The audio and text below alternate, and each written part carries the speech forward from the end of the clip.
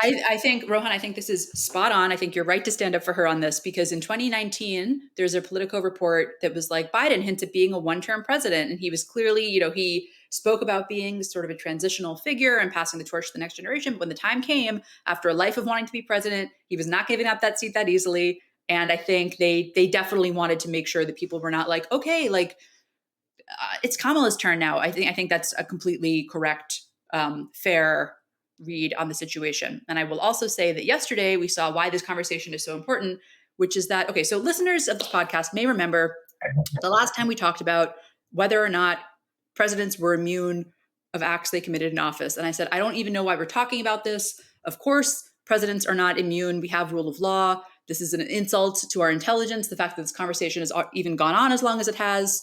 Um, Obviously, 6 out of 9 Supreme Court justices who are there for life disagreed with me on this point. They said, no, if it's an official act, the president is immune from accountability for having committed it. What is an official act, you might ask? That's a great question. I guess the Supreme Court justices will let us know on a case-by-case basis. So, for example, Amy Coney Barrett wrote in her bit, she was like, I don't think that pressuring an official in Georgia to find hidden votes would count as an official act. Oh, really, Amy? I'm glad. I'm glad that you don't think that that trying to falsify election results while president counts as an official act. But unfortunately, you've just opened up, like it's. So basically, they've said that we have a king. No, it just makes it much more difficult for the president to be held accountable for what he does in office. Like, say, any crimes he does that he then can say, oh, no, that was an official act. So if Trump's blackmailing of Ukraine to try to get them to open up an investigation into his political opponent, could he now just say, well, that was an official act? Like, probably that's what he would do. Biden comes out and is like, well, the American voters are going to dissent and God help us. Like, you're the president. What God's not attending to this one, obviously. Like, so I don't mean to be glib here, but like, again, is this a crisis or is it not a crisis? Right? Because if it were a crisis, like we wouldn't just be saying, okay, go vote in November.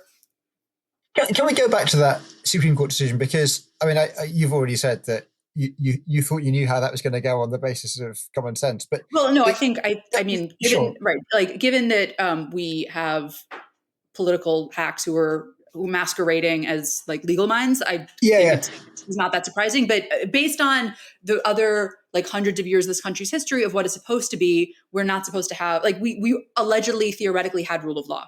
Yeah, exactly. I mean, that's what I'm saying.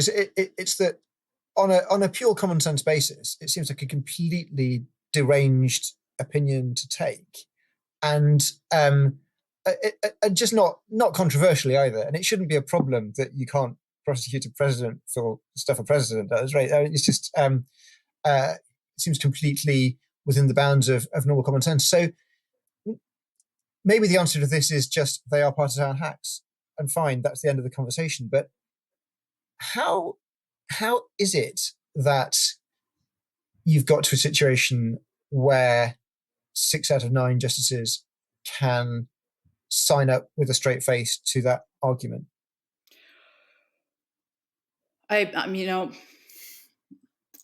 It's a really good question. Other decisions they made recently include basically saying agencies do not have, in the past, if there was something super technical or like regarding, say, an environmental regulation, we would defer to the agency. The judges have said, no, you'll actually defer to us. Now, this is the Chevron doctrine.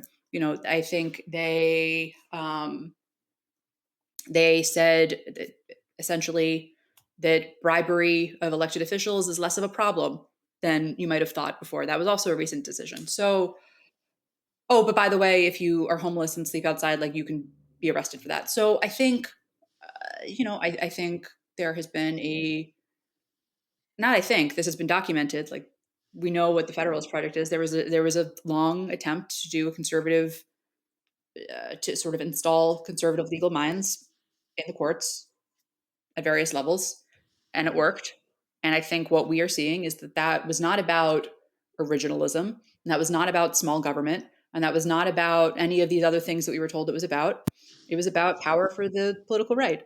Sure, but at the same time, this is, and maybe I'm bending over backwards to be nice to people like George W. Bush or Mitt Romney or Ronald Reagan, or you name your Mhm. significant figure of the right of the last few decades. But I just find it hard to imagine any of those figures even trying to get a decision of this type. I Because mean, some people are not going to like. I mean, like there are some who would say that there was a Supreme Court decision that was actually even more impactful than this, which was the Bush v. Gore, sure, which and like which some would argue that that was as political as this was, and also like how to put this, they're always political decisions. Like these are yeah, one of the great lies of American democracy to this point has been that these weren't political actors when we all knew that they were. I hope she doesn't get mad at me for saying this. My mom said yesterday, the court has never seemed so human to me as they do right now. And she did not mean that as a compliment. What she meant was like They're they've not like, revealed that below those black robes, right, they're political operatives using the law to sort of serve their desired aims. And yeah, I I mean, don't think that's new, but I think that because the movement is as open and as vulgar and as craven, and that the decisions then need to match that, right? So one of the core, I mean, I haven't looked closely at the legal side of this. I've paid attention to the politics of it. But what really jumped out to me was the fact that this was even an open question, like an unsettled question. I don't mean that from a common sense point that you've made, but actually even from a why has this not been arbitrated in India? As I think in the UK, there's a certain level of parliamentary immunity for things you say and do within Parliament, to keep the judiciary away from the legislature and to make sure that your actions as a parliamentarian are not going to be examined by the courts. But like that has been so carefully examined by the courts over the years that it's settled law a long time ago, in part because at lower levels of electoral politics you often have false cases thrown against your rivals and so on. And so this has been adjudicated. And I really find it remarkable in 200 years of American democracy that this was also not like settled law. I think it sort of was settled law, though, right? Yeah, Like Nixon had to resign and then yeah, had to be pardoned yeah. because of Watergate. So it's not like we were all going around being like, "Huh, I wonder." Like like So it's just new no, like law people from have these been guys. prosecuted. Mhm. Yeah, people have been prosecuted for acts they committed while in office, or had to, or like been under threat of prosecution for acts they committed while in office. That's not so. It's very unsettling that they would do this. And that doesn't mean like, look, there were people yesterday who rightly noted like Obama droned a US citizen and he wasn't held accountable. Yes, absolutely. Like American politics is full of hypocrisy um, and shame. And what this decision says is, what if we just stripped away the layer of hypocrisy and just brought it all out, right? Just had unaccountability and corruption right at the surface. And I think I say this in all sincerity. I've written this before. I think shame is a very important component of public life, and that we will miss it when it's gone.